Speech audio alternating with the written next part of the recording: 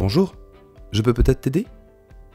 Ah, je vois, tu te poses des questions sur la pompe à insuline, c'est ça? Viens avec moi, je vais t'expliquer. Tu connais ce système, j'imagine, tu l'utilises tous les jours. Tu t'injectes toi-même l'insuline dont tu as besoin.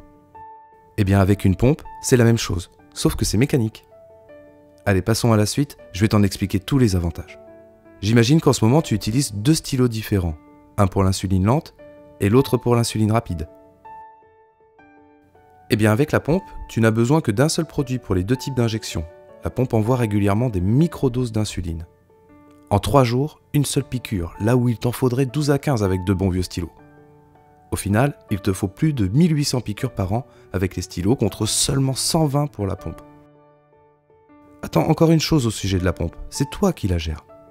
Le rythme de diffusion de l'insuline est propre à chaque personne, et c'est toi qui le détermines avec ton diabétologue. Mais pour couvrir tes repas, tu peux commander quelques unités d'insuline qu'on appelle bolus.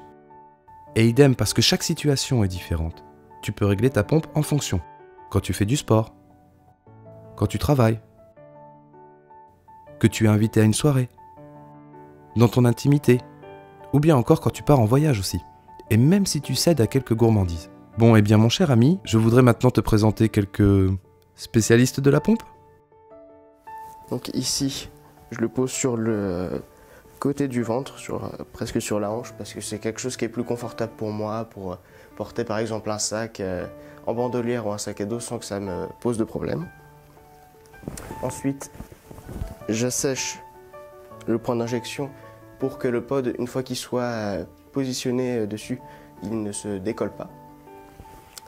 Et enfin, je retire le petit capuchon. Je retire le sparadrap à l'aide des petites encoches ici. Et je le pose comme si c'était un patch normal. Donc, hop, sur la peau comme ça. On vérifie bien que toutes les parties soient bien collées. Et le moment de l'injection, le moment le plus terrifiant, on lance le pod. Donc c'est quelque chose qui est très agréable en termes de confort de vie. On se dédouane vraiment de tous les problèmes techniques et les problèmes d'insertion du cathéter. Le fait que ce soit totalement mécanique, tout le monde peut le faire. C'est pratique quand on n'a pas beaucoup de temps. Et puis c'est quelque chose qui est beaucoup plus léger, on n'a plus de tubulure. On a vraiment, en tout cas moi personnellement, j'ai vraiment cette impression de liberté. Les stylos, on les oublie, on n'a plus envie de ça en fait. Si on décide de faire un effort quel qu'il soit, on a un moyen de contrôler tout de suite et de baisser la dose. C'est vraiment très simple d'utilisation. C'est très étonnant parce que ça vient très vite en fait. La prise en main est très rapide. Beaucoup de liberté apportée en tout cas au traitement. La liberté, vraiment, la liberté plus quoi. Voilà, je suis diabétique depuis 28 ans maintenant. Donc j'ai connu toute l'évolution du traitement. J'ai commencé avec la petite seringue. Après j'ai connu le stylo, la pompe avec cathéter et je connais maintenant le pod. Le pod c'est proche de la perfection. Les glycémies que vous faites régulièrement diminuent et surtout se stabilisent.